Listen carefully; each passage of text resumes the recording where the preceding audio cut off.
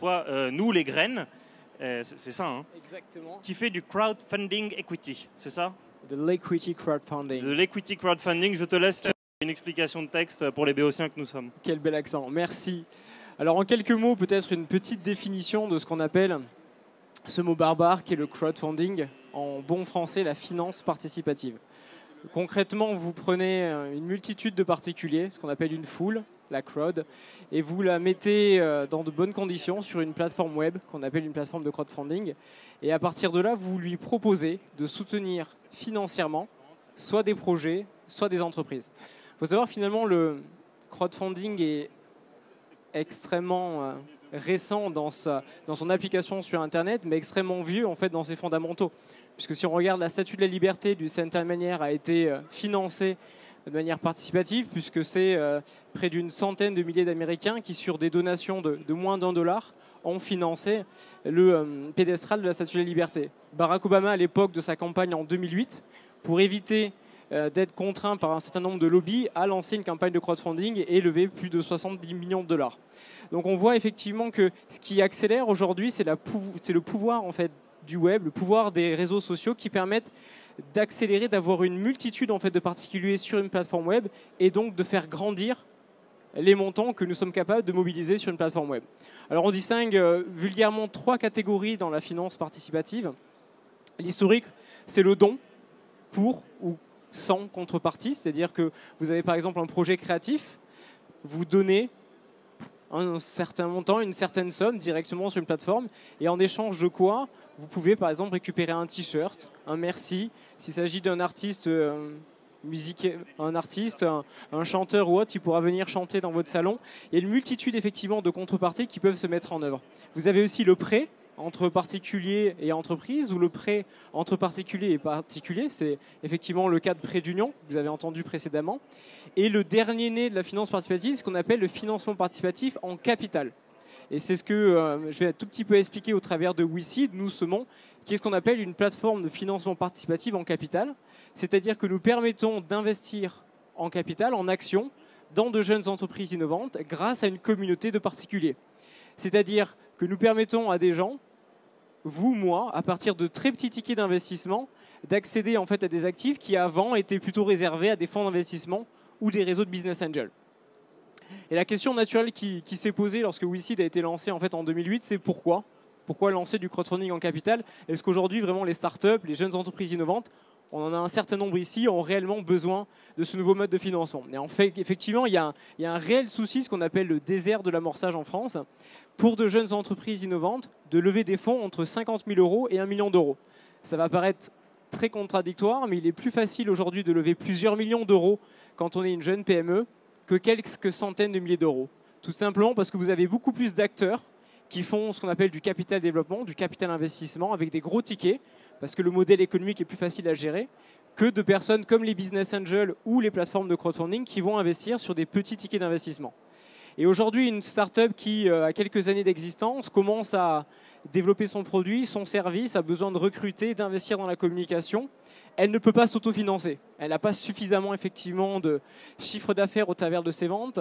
Et on est en plus aujourd'hui dans beaucoup de startups sur des activités concurrentielles. Il faut qu'elle aille vite. Elle est dans un monde avec énormément de concurrence. Elle subit la mondialisation et elle doit donc renforcer ses fonds propres pour pouvoir accélérer. Et c'est ce que le crowdfunding en capital, avec d'autres investisseurs classiques, va permettre d'offrir à ces différentes startups. Donc concrètement, comment ça se passe?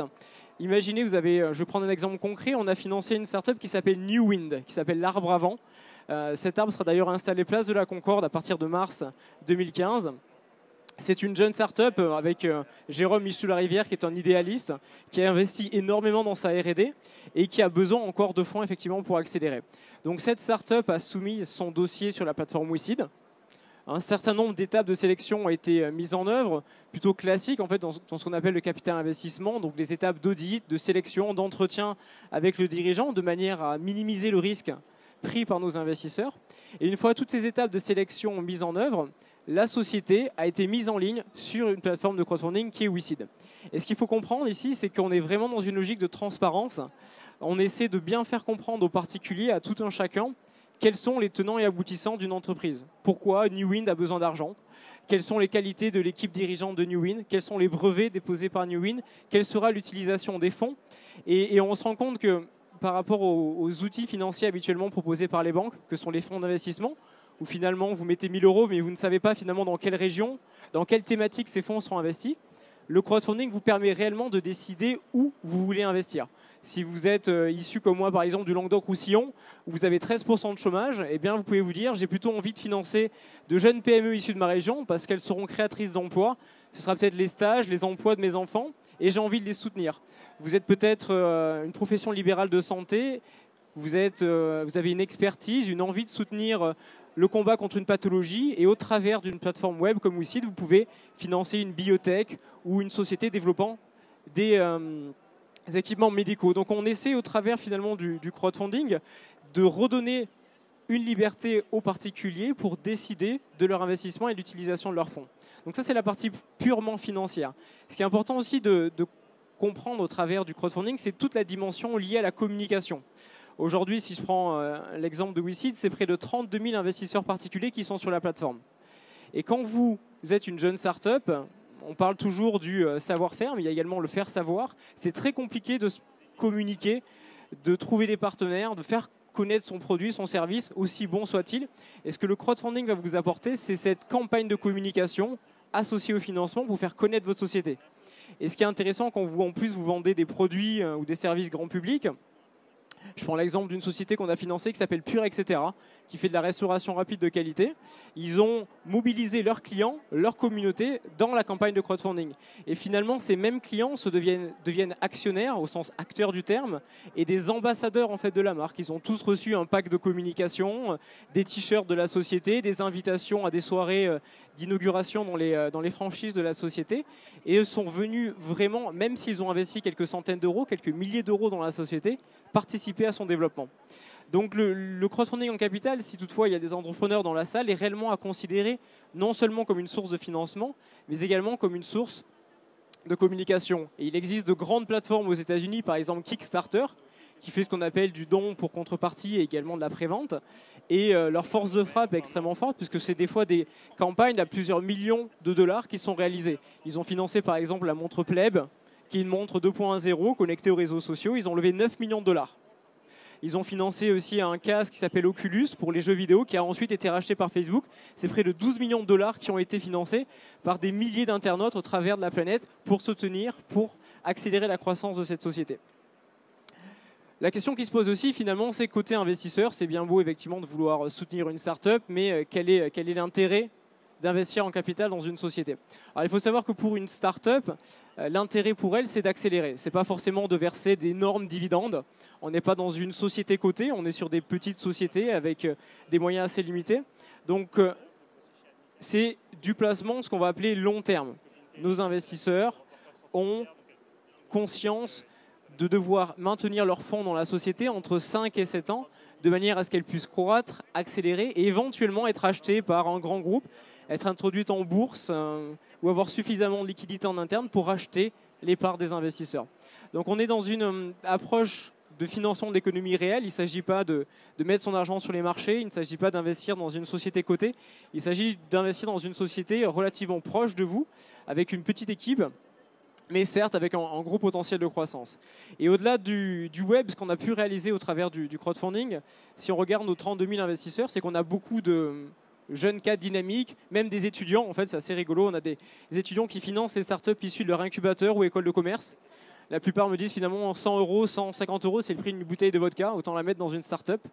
On a même effectivement des étudiants qui invitent leurs grands-parents à leur faire des genres de chèques cadeaux, entre guillemets, en disant bah, papy, au lieu de m'acheter quelque chose dont j'aurais peu besoin, permets-moi d'investir dans une start-up, dans un projet entrepreneurial. Et donc on se rend compte qu'on permet à des particuliers qui, comme je disais tout à l'heure, étaient quelque peu des fois déconnectés de l'économie réelle, d'apprécier ce que sont les tenants et aboutissants d'une start-up.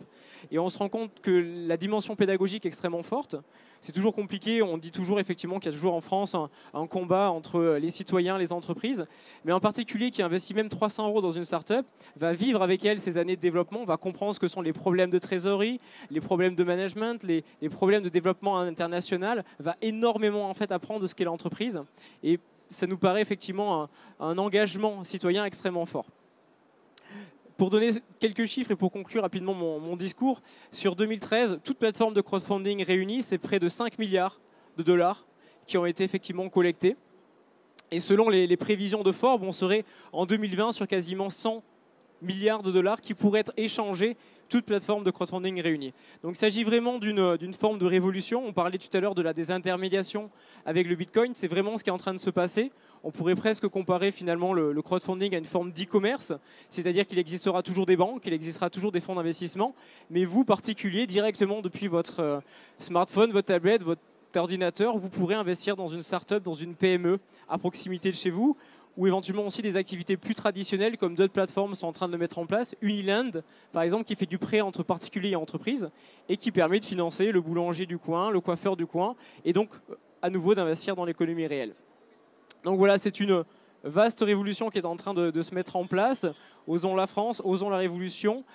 C'est de permettre à tout un chacun de pouvoir oser, d'être audacieux et de pouvoir accepter qu'à un moment donné, si on veut soutenir notre pays, si on veut soutenir notre économie, à un moment donné, il faut se retrousser les manches et accepter d'investir un tout petit peu de ses deniers à la hauteur de ses moyens dans cette typologie de société. Donc je terminerai en citant Danton, de l'audace, encore de l'audace, toujours de l'audace. Je vous invite à apprécier toutes ces plateformes et à continuer à y investir.